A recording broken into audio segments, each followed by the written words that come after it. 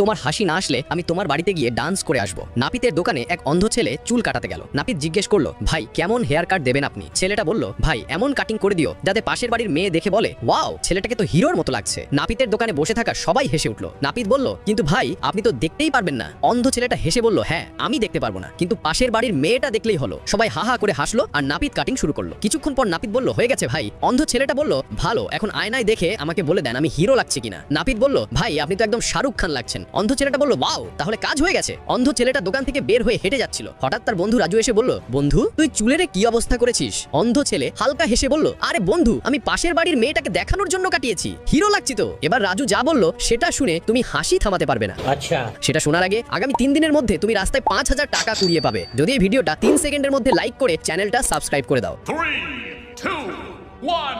তারপর রাজু বলল, হিরো তো লাগছিস রে ভাই, কিন্তু মাথার উপরে তো চুল নেই, পুরোটাই টাক।